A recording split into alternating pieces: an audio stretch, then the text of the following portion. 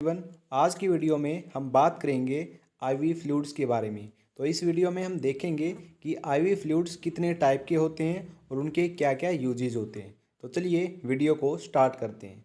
देखिए, सबसे पहले आपको पता होना चाहिए कि आईवी फ्लूइड्स का मतलब क्या होता है। ठीक है, तभी आपको ये पूरी वीडियो क्लियरली समझ में आएगी। आईवी से मतलब होता है इंट्रावेनस। इंट्रा का मतलब होता है इनसाइड यानी कि अंदर। वेनस का मतलब होता है वेन्स यानी कि आईवी फ्लूइड्स वो फ्लूइड्स होते हैं जो कि वेन्स के अंदर लगाए जाते हैं। ठीक है, तो वेन्स के अंदर जो फ्लूइड लगते हैं उनको बोलते हैं इंट्रावेनस फ्लूइड। शॉर्ट फॉर्म में इनको बोलते हैं आईवी फ्लूइड्स। ठीक है, तो ये मतलब होता है आईवी फ्लूइड का, मतलब कि ये डायरेक्ट ब्लड स्ट्रीम के अंदर लगाए जाते हैं। ठीक है, अब देखिए कौन कौन से आईवी फ्लूइड्स होते हैं, टाइप्स देखिए। ये टाइप्स हैं इनके। ठीक है, मोस्ट जो कॉमन यूज में आते हैं ना आईवी फ्लूइड्स, ये वो होते हैं। पहला है एनएस। एनएस होता है नॉर्मल सेलाइन। ठीक है, दूसरा है डीएनएस। डीएनएस से होता है डेक्सट्रोज नॉर्मल सेलाइन।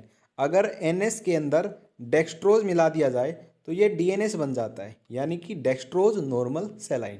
ठीक है, जिसको हम कॉमनली ये बोलते हैं ग्लूकोज भी बोलते हैं। अगर किसी को डीएनएस दिया जाता है ना तो हम कॉमन भाषा में क्या बोल देते हैं कि इसको ग्लूकोज चढ़ रही है। ठीक है, ये वही होता है डीएनएस। ओके, और आगे जो टाइप है, जो थर्ड टाइप है, वो है D5, D10, D25 सॉल्यूशन। ये जो तीनों ही सॉल्यूशन होते हैं ना, इनको बोलते हैं डेक्सट्रोज सॉल्यूशन। अब ये D5 क्या है, D10 क्या है और D20 क्या है, इसके बारे में हम आगे बात करेंगे। ठीक है, नेक्स्ट जो आईवी फ्लूइड है वो है आरएल। आरएल का मतलब होता है रिंगर लैक्टेट। ओके, अब वन बाय वन करके इनके बारे में हम डिस्कस करने वाले हैं। जो नेक्स्ट है वो है मैनिटोल सॉल्यूशन। अब ये कॉमनली यूज होने वाले आईवी फ्लूइड्स होते हैं। ठीक है, इनके बारे में एक एक करके हम बात करेंगे। तो सबसे पहले बात करते हैं एनएस की, यानी कि नॉर्मल सेलाइन की। नॉर्मल सेलाइन क्या होता है? नॉर्मल सेलाइन जो आईवी फ्लूइड है, सबसे पहले उसकी कंपोजिशन देखते हैं, इसके अंदर क्या क्या प्रेजेंट होता है। तो कंपोजिशन होती है कि 100 ml सॉल्यूशन में 0.9% NaCl प्रेजेंट होता है यानी कि नमक प्रेजेंट होता है। 100 ml पानी के अंदर अगर 0.9% नमक मिला दिया जाए तो वो बन जाएगा NS यानी कि नॉर्मल सेलाइन। ठीक है, यहाँ पर 0.9% का मतलब क्या है, यानी कि 1000 लीटर के अंदर, ठीक है, सॉरी 1000 लीटर नहीं, 1 लीटर यानी कि 1000 ml। ठीक है, 1000 ml या फिर 1 लीटर एक ही बात है। अगर 1 लीटर के अंदर 9 ग्राम नमक मिला दिया जाए तो वो बन जाएगा हमारा नॉर्मल सेलाइन। ठीक है, इसका मतलब यही है 0.9% NaCl इन 100 ml सॉल्यूशन। ठीक है, तो ये होता है नॉर्मल सेलाइन की कंपोजिशन। यहाँ पर आपको बोतल बस साफ साफ दिख रहा होगा। NS का मतलब होता है नॉर्मल सेलाइन, यानी कि इसके अंदर क्या क्या प्रेजेंट होता है। इसके अंदर सोडियम क्लोराइड होता है। ठीक है, और कितना कंपोजिशन होती है सोडियम क्लोराइड की, वो होती है 0.9%, यानी कि 100 ml वाटर के अंदर 0.9% नमक मिला दिया जाता है, वो होता है हमारा नॉर्मल सेलाइन। ओके, तो ये है नॉर्मल सेलाइन जिसको NS बोलते हैं। अब इसके यूज़ क्या है, कहाँ पे इसका यूज़ किया जाता है? देखिए, पहला यूज़ है डिहाइड्रेशन यानी कि लॉस ऑफ वाटर। अगर किसी व्यक्ति को पानी की कमी हो गई है तो तब वहाँ पे यूज किया जाता है NS का, यानी कि नॉर्मल सेलाइन का यूज किया जाता है। ठीक है, दूसरा इसका यूज आता है treatment of blood and fluid loss, यानी कि अगर किसी व्यक्ति का जो फ्लूइड लॉस है यानी कि जो ब्लड लॉस है वो हो जाता है। ठीक है, अगर खून की कमी हो जाती है, कब होगी? जैसे कि किसी का एक्सीडेंट हो गया और बहुत सारा खून बह गया है। ठीक है, तो उसका ब्लड लॉस हो चुका है, उसका जो फ्लूइड लॉस है वो हो चुका है बहुत सारा। तो उस सिचुएशन में भी जो NS है उसका यूज किया जाता है, ताकि जो ब्लड लॉस हुआ है वो क्या किया जा सके, वापिस से नॉर्मल किया जा सके। ठीक है, तो ब्लड लॉस की पूर्ति करने के लिए भी NS का यूज किया जाता है। तीसरा जो यूज आता है वो आता है used for wound washing. Wound का मतलब होता है घाव। जो घाव हो जाते हैं ना उनको साफ करने के लिए भी NS का यूज किया जाता है। ठीक है, लास्ट जो यूज है वो है यूज टू गिव इंजेक्शंस। इसका क्या मतलब है? बहुत सारे इंजेक्शंस ऐसे हैं जो कि कॉन्सेंट्रेटेड होते हैं, तो उनको डाइल्यूट करने के लिए NS का यूज किया जाता है। तो ये ढेर सारे यूज हैं इसके नॉर्मल सेलाइन के। ठीक है, और अब इसकी बात करते हैं डोज की, कितनी डोज दी जानी चाहिए। 24 आवर्स में 3 से 4 बोतल दी जानी चाहिए, और 3 से 4 बोतल ये मैक्सिमम है, यानी कि 24 घंटे के अंदर मैक्सिमम से मैक्सिमम 3 से 4 बोतल हम चढ़ा सकते हैं किसी भी व्यक्ति को। ठीक है, ये मैक्सिमम है। ओके, ये सिचुएशन पे डिपेंड करता है कि किसी भी व्यक्ति को क्या हुआ है ना। तो वो सारी चीज़ें देखने के बाद ही डॉक्टर बताता है कि इसको 24 घंटे में कितनी बार एनएस दिया जाना चाहिए। ठीक है, यहाँ पे जो डोज बताई गई है मैक्सिमम बताई गई है कि मैक्सिमम कितनी बोतल चढ़ सकती है। 3 से 4 बोतल एनएस की चढ़ सकती हैं 24 आवर्स के अंदर। ठीक है, तो ये बात हो गई हमारी डोज की। अब एक और ख़ास बात मैं आपको बताता हूँ। वो ख़ास बात क्या है कि देखिए, एनएस का मतलब है नॉर्मल सेलाइन। ठीक है, सेलाइन का मतलब ही नमक होता है। ठीक है, एनएस के अंदर NaCl होता है, NaCl यानी कि नमक। अब इसके अंदर नमक प्रेजेंट है, तो जो ये एनएस है ये कभी भी ऐसे व्यक्ति को नहीं दिया जाएगा जिसका जो बीपी है, जिसका जो ब्लड प्रेशर है वो बढ़ा हुआ होता है। बीपी बढ़ा हुआ जब होता है तो उस सिचुएशन को बोलते हैं हाइपरटेंशन। हाइपरटेंशन का मतलब होता है बीपी का बढ़ना। ठीक है, अगर किसी व्यक्ति का जो ब्लड प्रेशर है वो बढ़ा हुआ है तो उस सिचुएशन में एनएस का यूज नहीं किया जाता है, क्योंकि एनएस के अंदर प्रेजेंट होता है नमक, और नमक जो क्या है वो उस बीपी को और तेज कर देता है। ठीक है, ओके, तो वहाँ पे कॉम्प्लिकेशन हो सकती है, इसलिए कभी भी ऐसे व्यक्ति को एनएस नहीं दिया जाता है जिसका बीपी बढ़ा हुआ होता है। तो यहाँ पे ये एक नोट करने की बात थी। ठीक है, तो ये हो गया हमारा एनएस यूज हो गई, डोज हो गई, और एक नोट पॉइंट हो गया जो ध्यान रखना है। ओके, नेक्स्ट जो बात करते हैं वो है डीएनएस। डीएनएस का मतलब क्या है, मैंने बताया था डेक्सट्रोज नॉर्मल सेलाइन, यानी कि जो पीछे हमने पढ़ा है नॉर्मल सेलाइन, अगर उसके अंदर डेक्सट्रोज मिला दिया जाए तो ये बन जाएगा डेक्सट्रोज नॉर्मल सेलाइन। ठीक है, जिसको हम बोलते हैं ग्लूकोज की बोतल।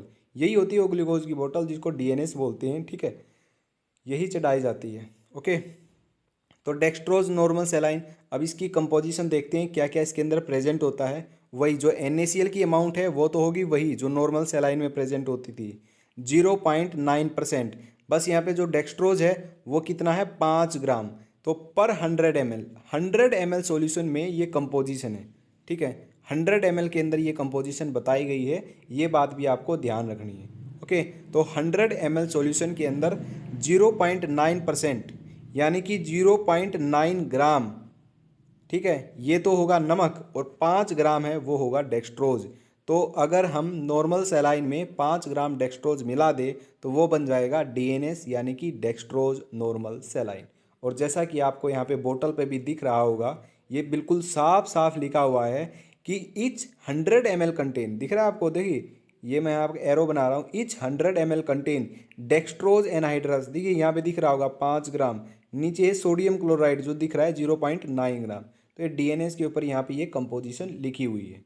ठीक है, नॉर्मली जो ये रेट होता है ना इनका, ये जो स्टोर पे मिलती हैं, जितनी भी ये एनएस है डीएनएस है, ये 30 से 40 रुपये तक की मिल जाती है। कोई बोतल 30 रुपये की होती है तो कोई 40 रुपये की होती है।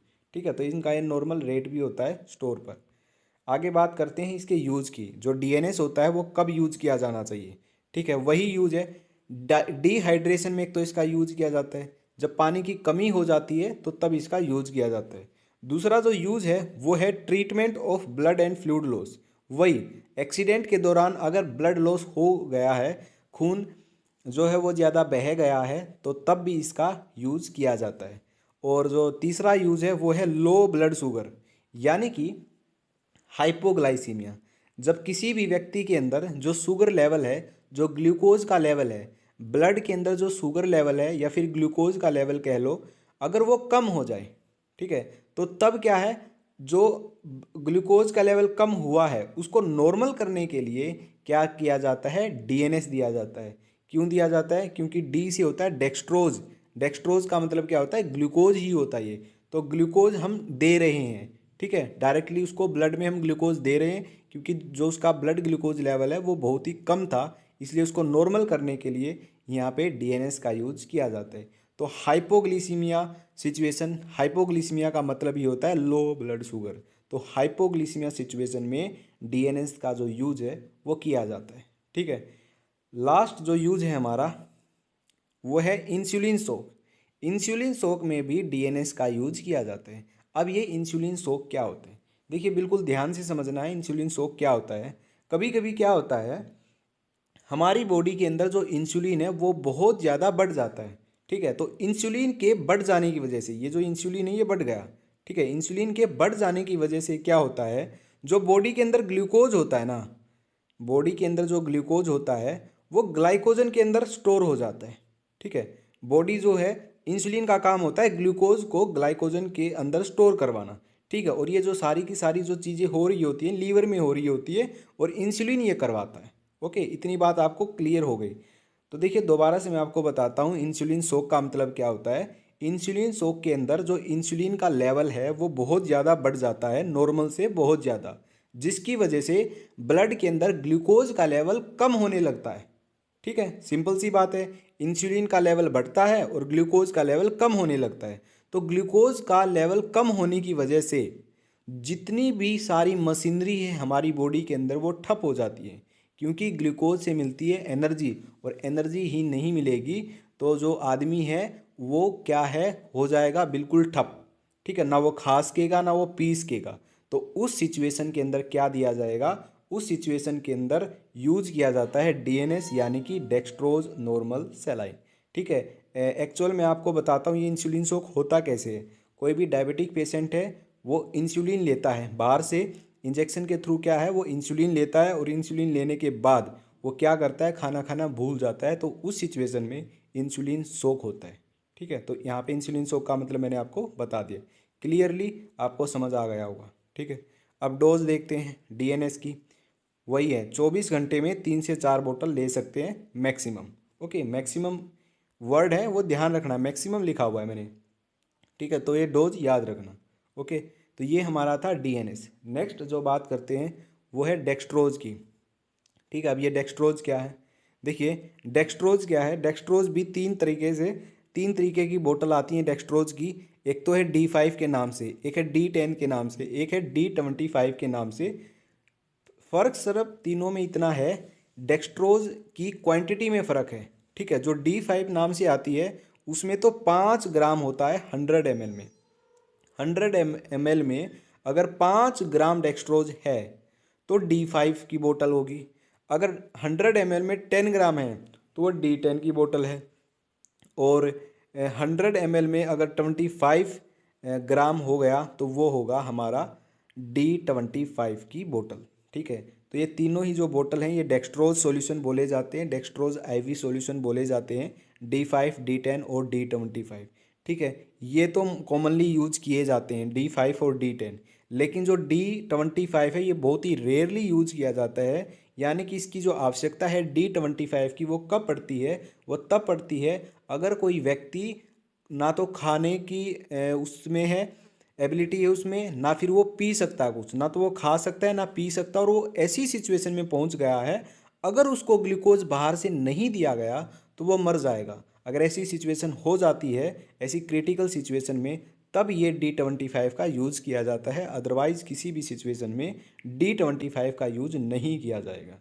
ठीक है, तो D25 जो है वो रेयरली यूज़ होता है, और जो कॉमनली यूज़ होने वाले हैं वो D5 और D10।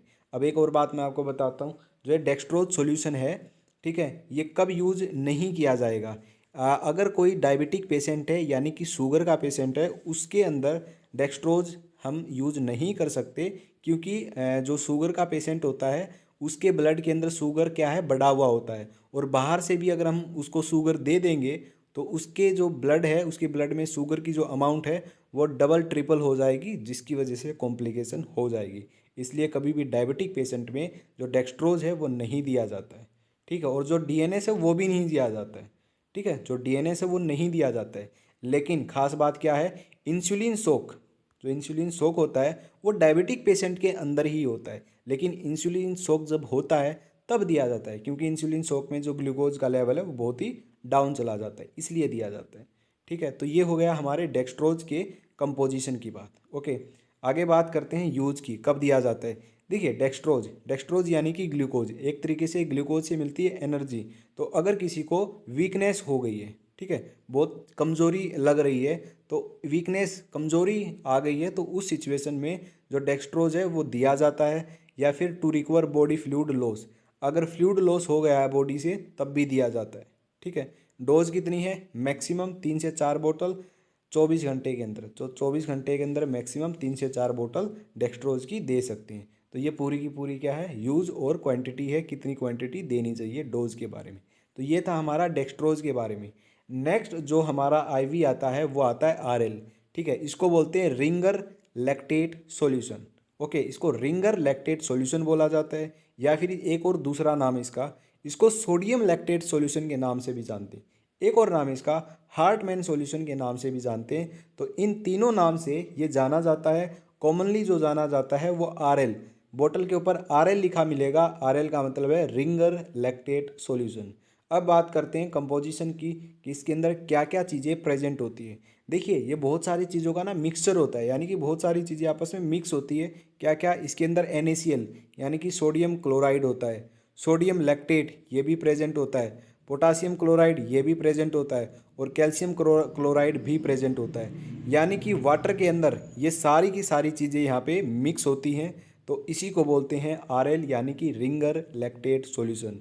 तो रिंगर लैक्टेट सॉल्यूशन क्या होता है? मिक्सचर होता है सोडियम क्लोराइड का, सोडियम लैक्टेट का, और पोटासियम क्लोराइड का, और कैल्शियम क्लोराइड का। ये सारी चीज़ें वाटर के अंदर मिक्स होती हैं, यही हमारा होता है आरएल। ठीक है, तो यहाँ पे देखिए लिखा हुआ है ऊपर सोडियम लैक्टेट इंट्रावेनस इन्फ्यूज़न, ऊपर लिखा भी हुआ है 500 ml की है। और यहाँ पे जो ये है, ये कंपोजिशन ये बहुत ही ब्लर है, साफ़ नहीं दिख रही है। तो यहाँ पे देखिए कंपोजिशन है, कभी भी नोटिस करना, आरएल की एक बोतल लेना और वहाँ पे उसकी कंपोजिशन चेक करना कि ये कितना कितना है, NaCl कितना है और सोडियम लैक्टेट कितना है, तो आपको क्लियरली पता चल जाएगा। तो ये था आरएल रिंगर लैक्टेट सॉल्यूशन। अब बात करते हैं यूज़ कहाँ किया जाता है। जो रिंगर लैक्टेट सॉल्यूशन है वो यूज़ किया जाता है डिहाइड्रेशन में, यानी कि पानी की कमी हो जाती है तब यूज़ किया जाता है। दूसरा इसका यूज़ होता है इलेक्ट्रोलाइट इम्बैलेंस में, यानी कि बॉडी के अंदर ना बहुत सारे इलेक्ट्रोलाइट होते हैं। ठीक है, उनका बैलेंस होना बहुत ही ज़रूरी होता है। ठीक है, ओके, तो उसको बैलेंस करने के लिए भी इसका यूज़ किया जाता है।